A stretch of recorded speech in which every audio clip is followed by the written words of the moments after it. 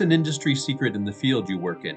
Number 1. Almost every hairstylist gets the heebie-jeebies when we shampoo your hair and you just stare up at us. Close your damn eyes at the shampoo bowl. Number 2. I used to screen resumes for small companies. Job, quote, requirements are more of a wish list situation. Never let some unchecked boxes deter you from applying. You have no idea what the applicant pool is like. The biggest boon, especially at small companies, is someone who legitimately cares. Number 3. There is way more butter than you think in almost every dish you eat at fancy restaurants, and that is usually the reason you won't see the amount of calories in each dish. Number 4. Former Bath & Body Works associate here. The scents they, quote, discontinue will come back with a different name and new marketing. They're just recycling scents. Number 5. At Goodwill, 50% of what you donate ends up in the trash because we don't have the space for it or we just deem it too ugly. Number 6. We had an engineer essentially beg, borrow, and steal his own work hours to rewrite our entire facet of our software to be independent of the 8-year-old core we'd outgrown 5 years ago. And as soon as he did, and wrote a nice utility for testing that was now possible, which means we didn't have to spin up so many services in local environments, we got a ton of work in the area for that software. Like I'm still working on it and he's already moved to another company. The debt he erased and the tool he created, it's like 60% better and faster at everything, plus the morale factor. We would have drowned without that work. We miss you, MT. Number 7. I've worked in high-end financial services my entire life, think private wealth management for millionaires. Everything is run in the most band-aided, patched-worked, janky-ass software and financial models you'd ever imagine. Number 8. Most of your financial transactions at a bank are probably written in a language that came out 60 years ago. Number 9. The best therapists go to therapy. Number 10. Your $6 glass of sangria is probably just boxed wine with some fruit in it at fancy restaurants. Number 11. Worked at a department store photography studio owned by a major photography company that you can imagine probably took your school yearbook photos. The company is also partnered with a popular online photo order website.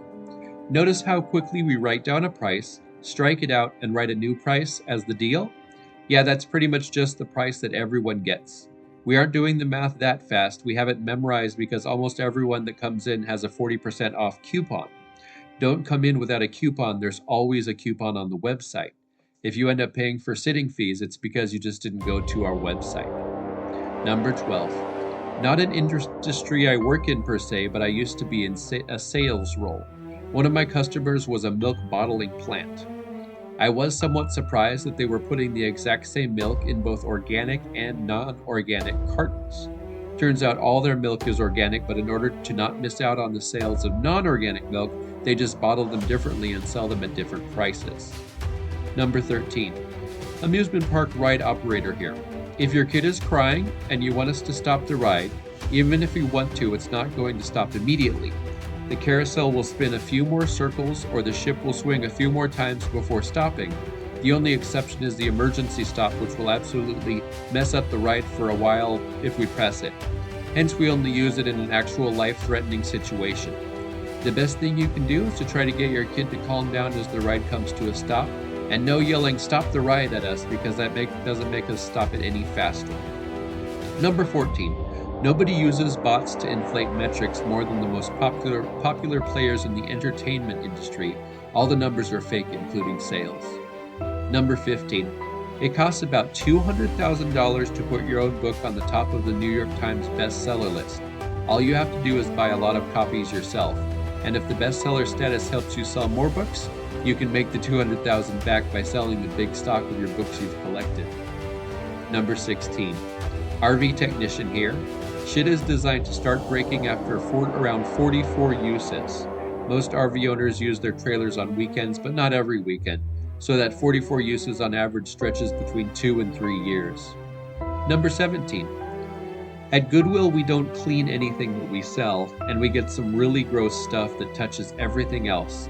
So next time you buy something from Goodwill, wash it well. Number 18, weight loss industry. This might be obvious, but most of our business comes from return clients after they've gained their weight back and then some. To be clear, the plan isn't rigged to make you gain it back, but the fact that it happens easily as a result of dieting keeps us in business. Number 19. A lot of successful artists at a certain level of success do nothing more than create a concept and employ several assistants who are either current or graduating art students who actually make the art itself, its reproductions, or both. Number 20. As a former TSA airport security officer, a lot of it is theater. TSA is constantly failing plainclothes inspections. I worked with a guy who got fired because someone showed him an ID with a picture of Mickey Mouse on it, and he let the person through because he wasn't paying attention. Number 21. Federal Human Resources here. If you put the words from the vacancy announcement about what you need to qualify in your resume, you'll almost always be qualified. We search for those words instead of reading an entire resume. Number 22. I'm a musician. It's not really a secret, but 90% of our revenue is from merch. Spotify plays, show guarantees, etc. Everything is menial in comparison to shirt sales. In fact, a big reason bands tour as often as possible is because we can sell more shirts when we're in front of people. Number 23. The kind donations people give, hoping they'll go directly to clients and shelters, actually end up at the Salvation Army or Goodwill to be resold, even though we're instructed to tell them they won't be in case. And that won't be the case, and this is done before the clients are even given the chance to decide if they want some of the donated stuff. Number 24.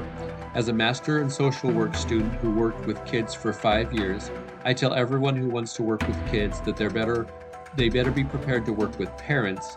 Mostly any behaviors or patterns that you instill as a professional are just going to be overridden the second they return home if the parents aren't also on board with the changes. Number 25. I worked for a search engine optimization SEO company for about 5 years. It's mostly bullshit. It's 20% things you can easily do yourself and 80% making money out of you until you realize you can do it yourself. Number 26, dentist here. When I was in dental school, the Colgate lady came by and said that everything that says Colgate Total on it is actually the same. The only difference is the packaging. So whether it says whitening or gum protection or whatever else, it's all exactly the same. 27. Auto insurance agent. Please, for the love of God, don't tell auto insurance agents anything more than you have to. They ask you a question, just say yes or no and answer the question as straight as you can.